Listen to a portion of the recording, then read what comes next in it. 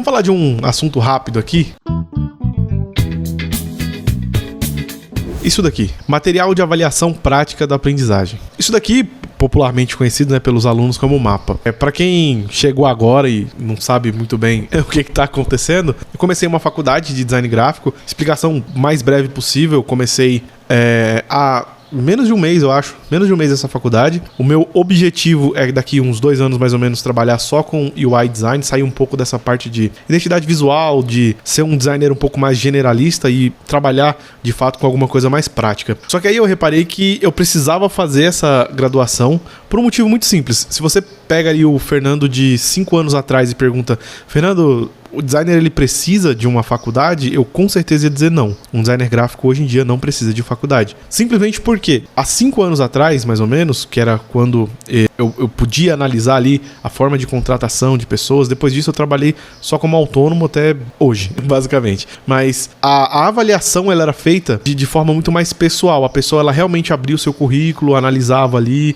via o seu portfólio e era isso. Esse era o ponto de impacto. Se você era designer há 5 anos atrás, o seu ponto de impacto mais forte era o seu portfólio. Hoje em dia, eu analisei assim, como que eu posso fazer para fazer essa migração de carreira, né? Sair do design generalista, sair do designer de identidades visuais e ir para a parte de UI UX. Eu percebi uma coisa muito importante que pouca gente está falando sobre isso. O mercado mudou. Tudo mudou. As pessoas, elas não analisam mais o seu currículo de cara. Primeiro, o seu currículo ele vai passar por uma inteligência artificial, por uma ferramenta, por uma plataforma, para depois chegar naquela pessoa. Hoje em dia, a gente tem muita gente e pouca vaga. Essa que é a realidade pro design. Então, se atentem a isso no mercado. Você precisa ter um diferencial, você precisa se destacar. Mas antes disso, você precisa ter um currículo bem montado. Então, se na vaga exige faculdade, não é mais como antigamente que dizia, que eu, pelo menos, usava esse argumento na hora da entrevista. Eu falava, não, eu não tenho a faculdade ainda, mas eu tenho aí 10 anos de experiência, 12 anos de experiência, ou na época, sei lá, 8, 9 anos de experiência. Já tinha bastante bagagem para chegar na equipe e falar assim, eu sei o que eu tô fazendo. Eu sei o que eu tô fazendo porque eu já faço isso há 10 anos. A faculdade, ela entra hoje como um pré-requisito para a maioria das vagas, tanto de design, quanto de UI UX design, quanto de design de marca, quanto endomarketing, quase qualquer área que você for entrar hoje, que seja uma vaga de nível júnior, vamos colocar aí, até mesmo que estágio já é obrigatório, você tá fazendo faculdade, não você está estudando, mas se você pega uma vaga nível júnior, você tem como obrigação ali ter uma graduação. E não dá mais para você enganar ali o sistema, falar, não fiz graduação, mas tenho anos de experiência, porque o seu currículo, ele não vai ser lido por um recrutador, ele vai ser lido por uma máquina. E se essa máquina identificar que você não tem a faculdade, automaticamente seu currículo vai pro lixo. Simples assim. Então, percebendo isso, eu falei, então eu vou precisar realmente fazer uma graduação, não por vontade, mas por necessidade. E uma coisa que é muito interessante na faculdade, que até hoje não mudou, a gente ainda aprende as mesmas coisas. Isso é ruim. Eu, como designer que já trabalho com isso, posso colocar que pra mim não agrega tanto, mas eu entendo o nível das pessoas que estão ali aprendendo, né? Às vezes é o primeiro contato que a pessoa tem com o design, e nas últimas aulas, por exemplo, a gente está aprendendo sobre essa linguagem visual, sobre os princípios, alguns fundamentos, e algumas pessoas elas ficam inclusive paradas ali na parte do Gestalt, por exemplo, elas não conseguem entender o que é Gestalt. E quando você trabalha já há um tempo, você não só entende o que é Gestalt, mas ele vem de uma forma mais intuitiva. Você nem para pensar no Gestalt antes enquanto você está produzindo ali, depois que você vai falar, puxa vida, eu acho que isso daqui eu consigo ajustar um pouquinho a mais para alinhar um pouquinho mais com aquela tal lei de Gestalt, uma outra lei de Gestalt, uma outra lei de semiótica e alguns pontos assim. Então ele acaba sendo um pouquinho mais subjetivo nesse ponto, tá? O design em si, ele não pode ser subjetivo, ele tem que ser objetivo. Mas esses princípios que você utiliza, aí sim eles vão trazer a arte. Vamos colocar assim, a arte, ela é subjetiva. O design, ele não é subjetivo. O design, ele tem objetivo. Ele precisa ser mensurado, ele precisa ter métrica. Ele precisa dar resultado pro cliente. Se ele não dá, você está fazendo arte. E a arte sim é subjetiva. Mas o que o cliente quer, ele não quer uma arte bonita, ele quer um resultado, ele quer vender mais. Mas enfim, e aí chegou na faculdade, a primeira etapa da faculdade, tem as atividades, né, as provas, e tem essa parte aqui que é a atividade mapa. Basicamente a gente tinha que pegar um músico ou uma banda e relançar um disco dessa banda. Aí a gente precisava fazer um brinde, um convite pra pessoa ouvir esse disco novo e uma caixa pra gente colocar tudo isso. E físico, inclusive, tá aqui, ó. O meu, inclusive, eu fiz ele físico, ele tá aqui impresso, colado já numa caixa. Eu peguei uma caixa, inclusive, desse relógio aqui que eu comprei e colei aqui, fiz umas dobraduras, umas colagens e tal. Isso daqui, no mercado, talvez você não tenha escutado esse termo ainda, mas isso daqui a gente chama de boneco. Não necessariamente ele precisa ser em tamanho real, mas você imprime ele, faz os cortes ali com estilete, cola, às vezes até em 2 folhas para ele ficar um pouquinho mais grosso, para você poder visualizar. Quando você trabalha muito com embalagem, você faz muito isso. Você precisa imprimir a embalagem que você está fazendo layout, num Illustrator, num Corel, enfim, para poder testar as dobras, ver se está funcionando aquela embalagem. Essa daqui eu fiz, inclusive, no Illustrator, até a tipografia, tudo, enfim. A tipografia, aliás, as fontes são prontas, né? A tipografia, mas tem um desenho ou outro ali que eu acabei tendo que fazer na mão. Mas enfim, o que eu senti falta, e aí por isso que eu tô trazendo esse conteúdo aqui pra vocês. Às vezes, nessas atividades, o que falta pra mim, pensando hoje como designer, já tendo experiência e às vezes até fazendo entrevista com pessoas, né, pra ver se elas encaixam em vagas ou não. Falta um motivo pelo qual você vai fazer. E foi o que eu tentei trazer no meu projeto, inclusive. É uma coisa que eles não pediram, mas eu tentei trazer um motivo pelo qual eu estaria fazendo essa caixa, esse convite, esse brinde. E, basicamente, o que eu coloquei ali como uma problemática? Que o disco ele estava sendo relançado no Spotify com uma remasterização, com um áudio melhor. Então, quando o disco ele é remasterizado, eles conseguem ali melhorar um pouquinho os timbres, deixar uma profundidade melhor, aumenta a voz, diminui aquilo. Eles remasterizam, eles deixam um áudio muito melhor para você poder curtir aquele som. Então, eu coloquei isso como problemática. É uma coisa simples?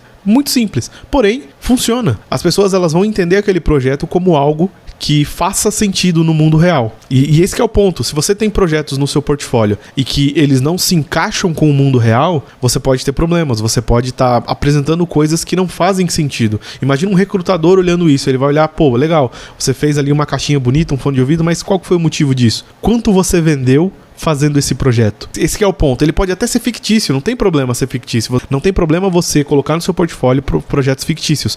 Principalmente porque no começo você só vai ter projetos fictícios. E esse não é o problema. O problema é você colocar no seu portfólio coisas que não façam tanto sentido. Coisas que não sejam vendíveis. Você precisa vender aquilo que você está fazendo. Você precisa gerar resultado para aquela pessoa que vai te contratar eventualmente. E se você coloca um projeto que não tem esse objetivo, talvez o seu projeto não seja levado tanto em consideração. Então tá aí. Coloquei uma problemática. Aí vem os entregáveis, eu precisava entregar um mood board, que é basicamente, isso daqui também eu vi muita gente apegada ao detalhismo do que é um mood board, mas é basicamente você definir qual que é o tom que você quer trazer para aquilo. E muitas vezes você nem utiliza 100% do seu mood board, porque a montagem do mood board, ela varia muito. Principalmente no seu momento, no momento que você está fazendo o mood board, o momento que você está fazendo o design, são 2 momentos diferentes. Você está numa vibe diferente, está pensando em coisas diferentes. Então, não se apeguem tanto ao detalhe, aquela coisa de saber exatamente o que precisa, enfim. Então, basicamente, coloquei ali as cores, a capa do disco que eu tinha escolhido, alguns elementos que remetem à Legião Urbana e principalmente essa questão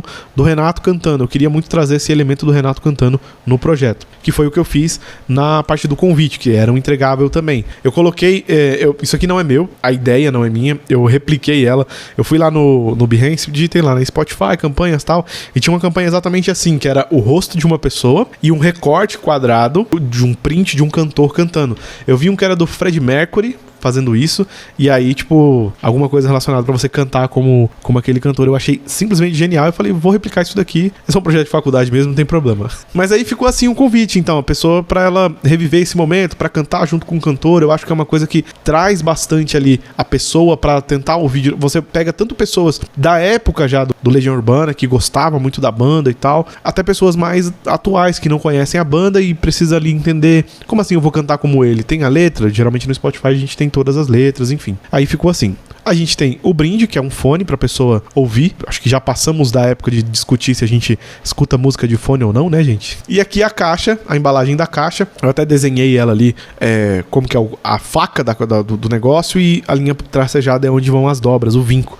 Inclusive eu tenho uma ferramenta incrível pra fazer vinco em papel, que eu não sei se a câmera vai pegar aí, ó. É basicamente uma caneta enrolado com fita, um clipe. Um clipe que faz uma ponta redondinha aqui, ó. E aí quando você passa ela no papel, papel com a régua, obviamente, para ficar reto. Você não corta o papel, você marca o papel de uma forma que você consegue dobrar aquilo ali com muito mais facilidade. Existe uma ferramenta para fazer isso? Existe, mas essa aqui é a versão mais barata. E aí no final eu exemplifico o que eu fiz, dou os motivos, coloco aqui o que a gente está estudando, né, na matéria. Então, psicologia das cores, simetria, equilíbrio, harmonia e contraste, tudo que a gente está trazendo hoje no conceito geral, né, da aula em si, da matéria que a gente está estudando. Então é basicamente isso. Esse é o projeto Mapa que eu desenvolvi. Eu quis colocar aqui um pouco, né, do meu material, da minha bagagem, do que eu já faço, para ficar um projeto legal, Isso aqui eu poderia até colocar no meu portfólio, dificilmente vou colocar, porque não é esse o meu foco hoje. Meu foco hoje, como eu falei no começo, é trabalhar com UI e UX Design. Então talvez eu não coloque isso no meu portfólio. Mas eu quis trazer para vocês entenderem que quando vocês estão